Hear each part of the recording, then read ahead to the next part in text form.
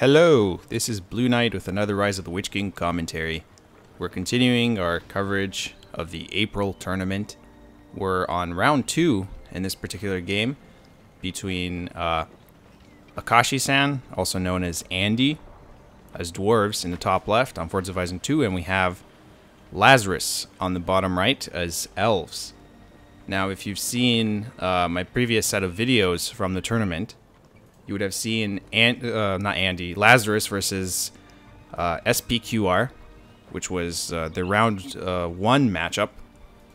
And Lazarus was, of course, victorious. Now he gets to face Andy in round 2. So it'll be interesting to see what these players decide to do. Andy so far has not chosen the power.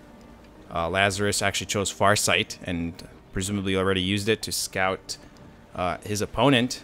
So he knows that he's up against dwarves, which means he knows he can expect forward mines, and he's going to have to react quickly. The key to stopping any dwarven player is to find those forward mines as soon as possible. Because if you let the dwarven player show up with all his forces at your base, and you just don't take out the forward mines, you'll just keep sending more. And it can be very difficult to stop that. Right now, Andy's getting his first unit of Guardians. I'm sure he's sending a builder somewhere, most likely. There he is. He's going to build a forward mine somewhere around here. You do need to move fast as dwarves, setting up your forward mine network. Now we see the elven builders just down here. And let's just take a look at his resources. He does not have a lot of resources, but he might have already... Yeah, he doesn't have enough resources at the moment to build his mine shaft. He's just waiting. And he's working on his second Guardian unit. Yes, and he's got another builder in the mine shaft. So there we go. It looks like he spent 300 resources. And now we're going to see the mine shaft being built. And over here, Lazarus just expanding, building some Malorn trees. He did get 2 very fast barracks, which are protecting this tree from this side and also being shielded by the tree. So it's pretty nice placement. Quickly spamming some Lorien warriors. Obviously, his goal here is to make sure that his opponent is outnumbered, because dwarven infantry are very strong. And he's going to need that. Now, he can't really fight this battle. This is not going to go well. So he's going to retreat. And he does use Rallying Call to make his units even stronger. They're going to be a big problem in a second.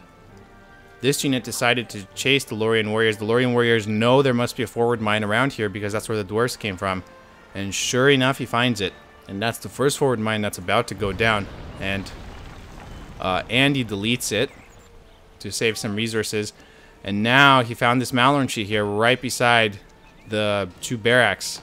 And it's going to go down really fast against Guardians with Rallying Call. And another Malorn tree also going down. Already Lazarus is on the defense.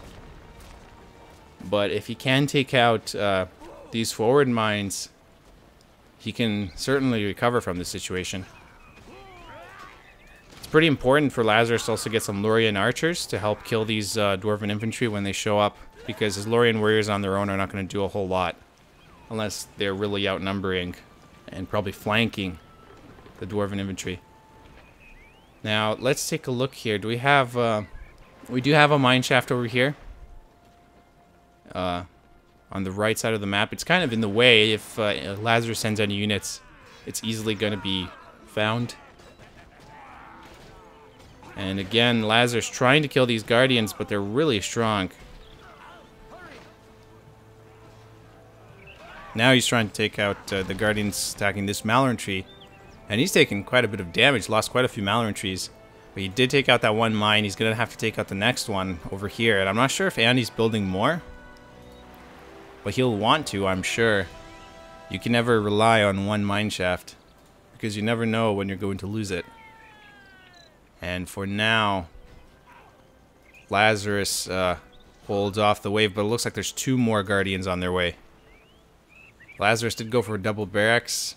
Lancers would have certainly trampled these guys pretty easily, but then again, it's not hard to mix in phalanxes with them as soon as cavalry are spotted. Lazarus did get 1 Lorien warrior over here. A builder, looks like, started building a wall hub to protect himself. And it looks like they are not going to take out this mine shaft. And this is a pretty critical mine shaft because it's right beside his Hall of Warriors. And if he loses this, it's going to be really annoying getting his Dwarven units into the mine network and out in Lazarus's base. So it's always a good idea to take out that mine shaft. Plus, when you rebuild it, you just never get the same resource output from it because it's you'd have to build it right beside an existing building, the Hall of Warriors, as opposed to just building it first, so you don't get the same resource output. So that's not very fun either as a Dwarven player. Looks like he's putting more units in the mine network. And he's exiting them somewhere else, it seems. These two warriors are going to notice this mine shaft if they haven't already noticed it earlier. They're probably not going to take it out. I mean, there's two of them.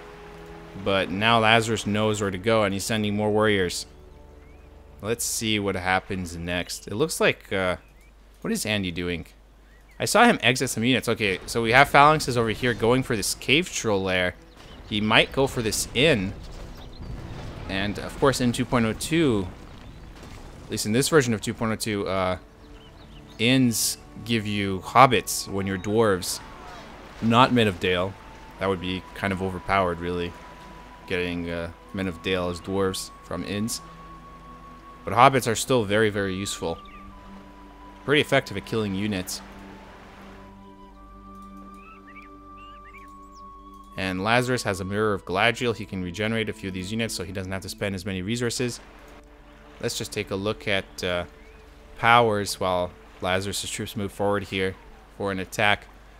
Akashi-San has Rallying Call, which we were really already aware of because we saw him use it. He's got 7 power points.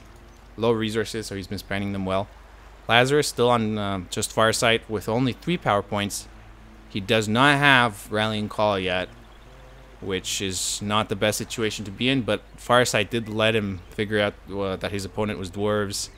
If he wasn't already aware, I'm not sure if they actually picked factions. But in any case, it's still a useful power to pick. You get really, it's just very useful for scouting. Lazarus actually had quite a few resources there. I'm not sure if he was saving up for something. Brand is actually on the field using his slam shot. He's already level 4. He just hit level 4 actually after using it. And he's going to be very useful at sniping some of these enemies. What I don't understand is I don't see a single Lorien archer. I mean, you should get some Lorien archers. It's a pretty basic unit to get, especially when dwarves are showing up in your base constantly. It's nice to have Lorien warriors, but really you need Lorien archers to try to kill these guys. Dwarven infantry are really tough as it is. And now we have hobbits. Do we have this in? No, we don't. Those hobbits must have gone through the mine network. Yeah, over here. Notice how the inn has the rallying point there. And now it looks like Lazarus might actually lose both of his barracks here. It's quite possible. Actually, I don't really see how Lazarus can stop this. He does not have enough troops to do anything. And again, he has no archers. He only has Lorien warriors, and most of them are back there. This barracks is going to go down very fast, and this is his level 2 barracks, and this is really important because he's getting Mirkwood archers. He might be able to get 1 unit out, maybe, before this gets destroyed. It looks like he will. But he's going to lose this barracks, and I think this is pretty much over for him. We have a summon hobbits, so again, Andy just adding more troops to his ranks. And Lazarus is just not in a position to counter this. Again, I'm not really sure why he didn't get any Lorien archers. Because it does take a bit before you can get Mirkwood archers, as you can see. And while they're good in the long run, what do you do until you get them?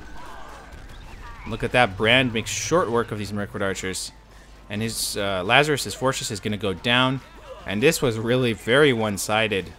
Lazarus barely got a chance to do any damage to Andy whatsoever. He was forced on the defensive. And yeah, this is what happens with dwarves.